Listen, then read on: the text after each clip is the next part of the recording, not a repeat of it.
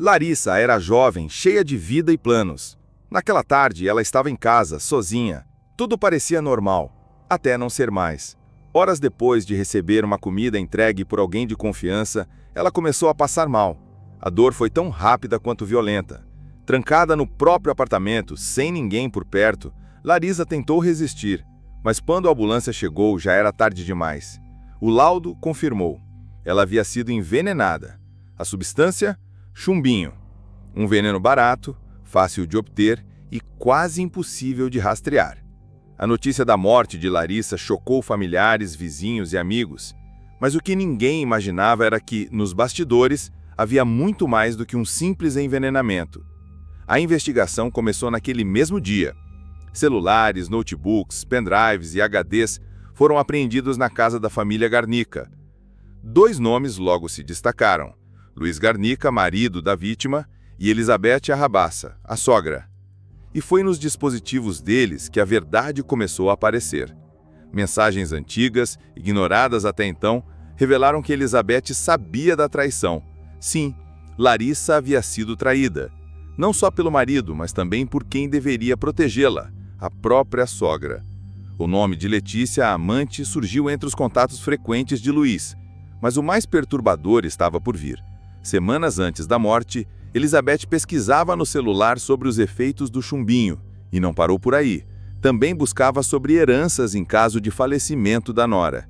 As mensagens mostravam uma sogra que não apenas sabia da infidelidade, mas que estava preparada para o que vinha pela frente. E foi ela que entregou a comida a Larissa no dia do crime. A defesa tentou relativizar. Disse que não há prova de que Elizabeth tenha entrado no apartamento, nem de que Larissa tenha ingerido algo vindo dela. Mas há algo que não se pode ignorar. Elizabeth estava lá, isso é fato. E o sistema de câmeras que poderia esclarecer o que aconteceu naquele momento simplesmente parou de funcionar. A gravação sumiu. A manutenção das câmeras, segundo o síndico, teria começado depois do crime, mas a empresa responsável diz o contrário. A manutenção só começou dias depois. Coincidência ou sabotagem? Larissa, antes de morrer, já desconfiava de algo. Ela chegou a flagrar Luiz entrando no prédio da amante. Uma testemunha que acompanhava Larissa recomendou que ela não confrontasse a sogra, mas Larissa fez diferente. Conversou com Elizabeth, e o que ouviu foi um soco no estômago. Trair é normal, disse a sogra. Toda mulher passa por isso. A polícia seguiu os rastros. E no apartamento de Luiz Garnica, novas surpresas. Movimentações bancárias, compras em nome de Letícia, viagens marcadas. Tudo isso poucos dias depois da morte de Larissa. E mais, Luiz indicou Letícia, a amante, como visitante na prisão, menos de uma semana após o enterro. Isso não era luto, era planejamento. O Ministério Público agora trabalha com a hipótese de um crime premeditado.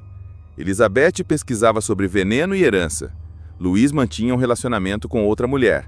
Letícia, por sua vez, tentou se aproximar de Luiz mesmo após o assassinato. Para a polícia, essa não é mais uma simples tragédia doméstica. É um enredo de traição, silêncio e possíveis cúmplices. Mas ainda tem mais. Uma vizinha do prédio afirma ter visto Letícia no elevador 2 dias antes da morte de Larissa. Ela subiu sozinha e saiu 20 minutos depois, chorando. Ninguém sabe o motivo. Foi uma briga? Uma ameaça? Uma despedida?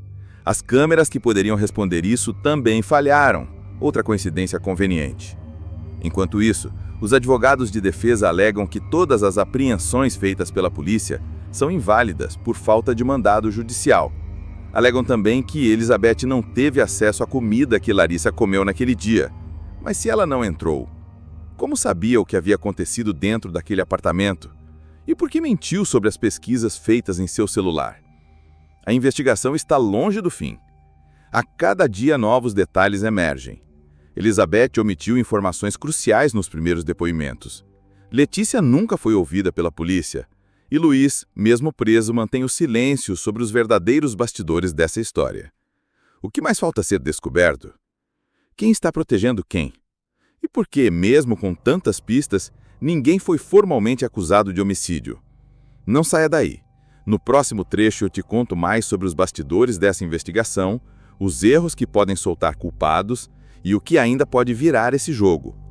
curte, comenta o que você acha que realmente aconteceu e, claro, se inscreve no canal.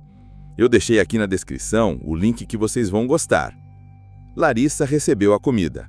Horas depois estava morta. Uma jovem saudável, cheia de planos, que de repente passou mal dentro do próprio apartamento. Estava sozinha, com a porta trancada e tudo parecia calmo, até que não estava mais.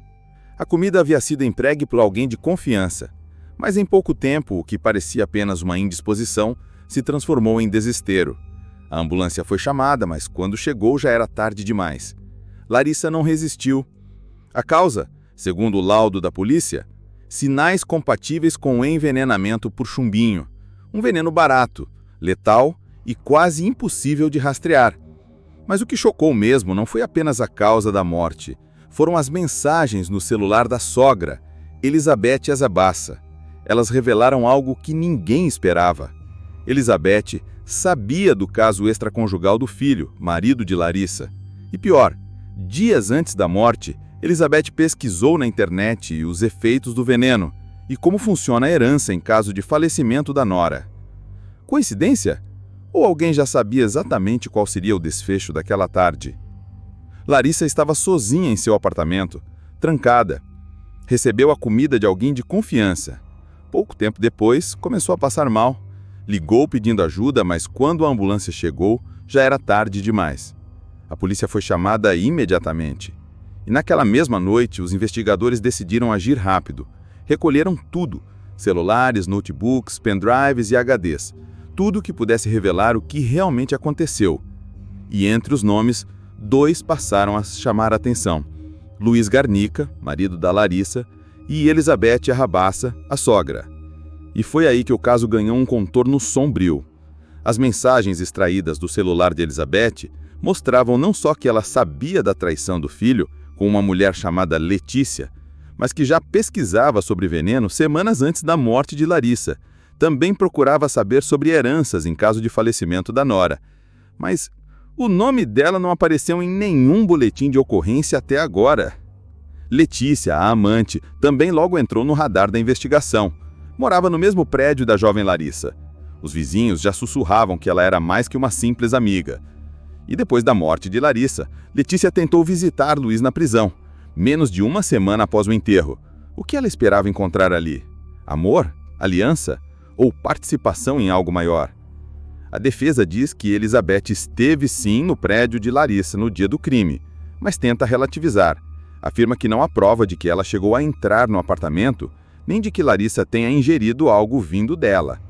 Mas se Elizabeth estava lá, por que não há imagens no circuito de segurança? Porque as câmeras simplesmente não funcionaram naquele dia. Esse é o primeiro grande mistério. As mensagens mostram que, mesmo sabendo da traição, Elizabeth nunca alertou Larissa. Pelo contrário, quando a jovem confrontou a sogra, ela respondeu friamente: "Trair é normal", disse a sogra. "Toda mulher passa por isso." A polícia começou então a seguir outra linha. Será que Letícia, a amante, também esteve no prédio antes do crime? Uma vizinha relatou tê-la visto no elevador 2 dias antes da morte. Ela subiu sozinha e saiu 20 minutos depois, chorando. Ninguém sabe o motivo. Foi uma briga? Uma ameaça? Uma despedida? As câmeras que poderiam responder isso também falharam. Outra coincidência conveniente. Enquanto isso, os advogados de defesa tentam anular as provas digitais. Alegam que a apreensão foi feita sem mandado judicial, o que poderia invalidar parte crucial do processo. Celulares, computadores, pendrives, tudo pode cair por terra, inclusive a verdade. E, enquanto isso, Letícia permanece em silêncio, nunca prestou depoimento, nunca falou com a polícia, nem mesmo com a imprensa. Mas alguém tentou visitar Luiz na prisão. Um terceiro nome apareceu na lista de visitantes autorizados. 2 eram familiares. O terceiro, um mistério. A suspeita? Letícia. Mas ela só poderia visitar se comprovasse união estável com Luiz, algo impossível, já que ele ainda era casado com Larissa no momento da morte. Mais uma peça nesse quebra-cabeça. Quem beneficiaria com a ausência de Larissa? Quem teria motivo para apagar as imagens das câmeras? Quem sabia demais e escolheu calar? Enquanto a justiça ainda não tem todas as respostas, a pergunta permanece viva e ecoando nos bastidores desse caso. Quem matou Larissa?